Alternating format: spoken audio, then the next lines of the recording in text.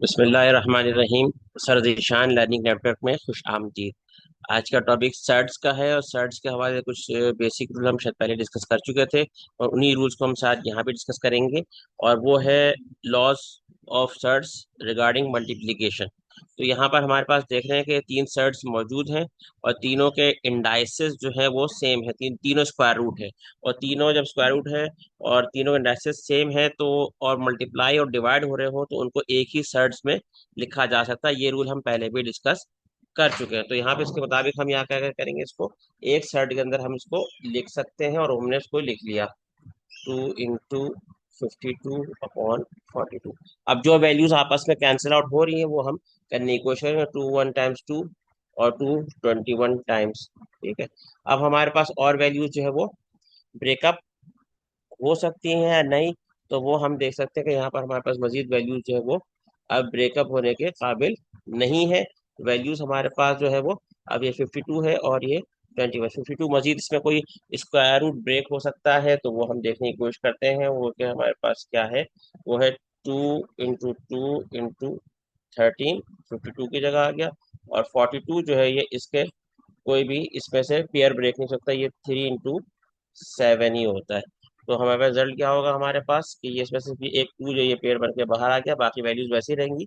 Answer होगा 2। और square root के अंदर क्या है हमारे पास, यहाँ पर 13 होगा और यहाँ पर हमारे पास 42 ही रहेगा। ये हमारे इस सिंप्लीफिकेशन का एक आंसर हो गया, जो कि इससे स्टूडेंट्स को इसके रूल्स को समझने में आसानी होगी। रूल्स यही है हमारे पास कि जैसे भी सर्ड्स के इंडाइसेस इक्वल है, सारी ये भी स्क्वायर रूट ये भी स्क्वायर रूट है ये स्क्वायर रूट है, तो ये सारे एक ही सर्ड के अंदर आ जाएंगे क्योंकि ये सब मल्टीप्लाई या डिवाइड हो रहा है। रूल यही है। लॉ हम पहले भी इसको डिस्कस कर चुके हैं कि जितने भी लॉ में सेम इंडाइसेस वाले सर्ड जो है वो आपस में अगर मल्टीप्लाई हो रहे हो तो वो या डिवाइड हो रहे हो तो एक ही सर्ट के अंदर उनको लिखा जा सकता है और सिंप्लीफाई भी किया जा सकता है।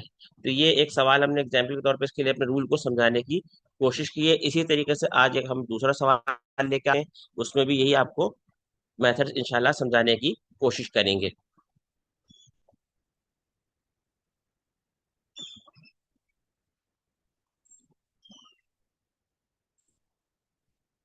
नेक्स्ट क्वेश्चन है हमारे पास।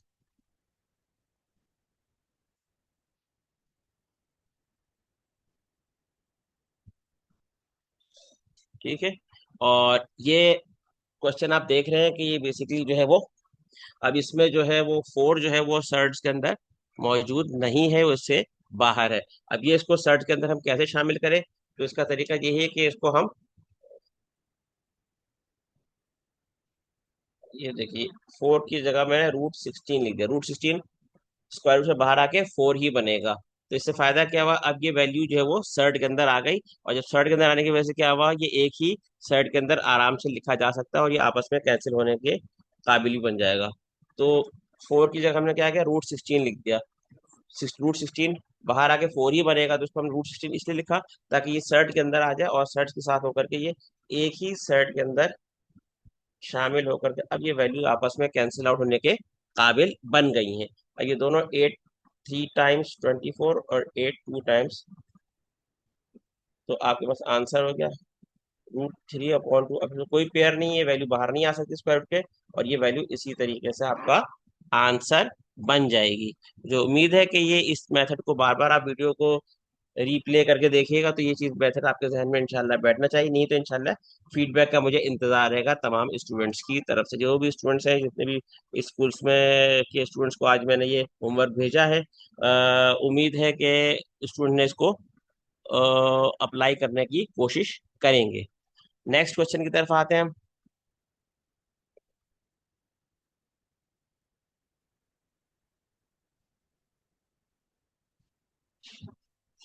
नेक्स्ट क्वेश्चन,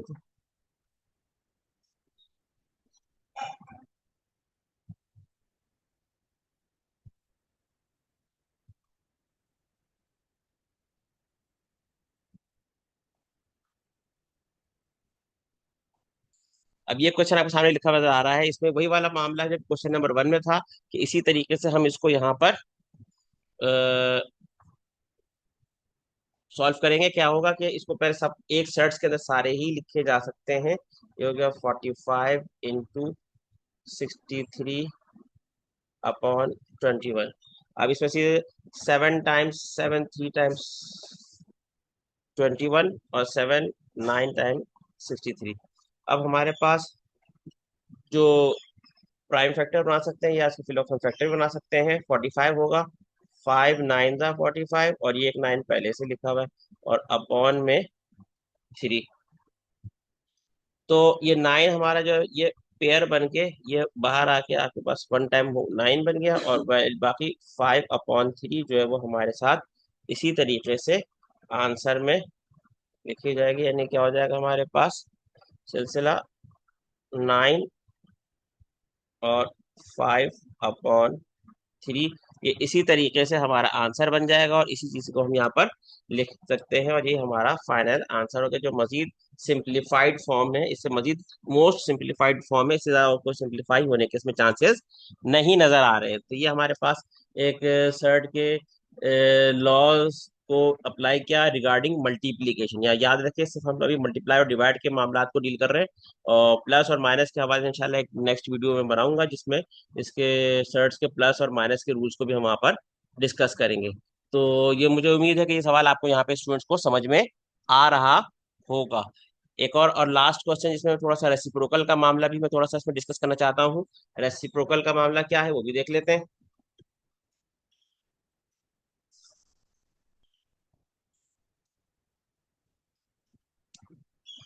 फोर्थ पार्ट के जिसमें आपके पास √27/12 डिवाइडेड बाय √54/√72। यहाँ वही सिचुएशन हमारे पास दोबारा क्रिएट हो रही है कि एक तो पहली बात की 12 को हमें सर्ट्स के अंदर लाना है, और दूसरा हमें डिवाइड को रेसिप्रोकल करके मल्टीप्लाई बनाना है। तो दो काम हमारे पास डेफिनेटली नजर आ रहे हैं। एक हमने किया 27 डिवाइड बाय √144। 144 का √12 ही होता है, और यहाँ पे क्रॉस मल्टीप्लाई √72/√54। अब वही वाली सिचुएशन दोबारा क्रिएट हो रही है कि हम सारे वैल्यूज को एक ही सर्ट के अंदर हम लिख सकते हैं, आपस में कैंसिल आउट कर सकते हैं, सब मल्टीप्लाई डिवाइड हो रहा है। 27 multiply by 72 divide by 144 and multiply by 54। अब यहाँ देखिए हमारे पास कौन कौन सी वैल्यूज आ रही है। डेफिनेटली कि हमारे पास आपके यहाँ 12, ठीक है, 12, और ये 72 1 था 72, और 72 2 था 144, ये कैंसिल आउट हो गया इससे। और दूसरी चीज हमारे पास 9 और ये 18, ठीक है, 9 3 टाइम्स, और उसके दूसरा हमारे पास आ जाएगा, और बल्कि ये आ जाएगा 27 1 टाइम, और 27 2 टाइम्स 54।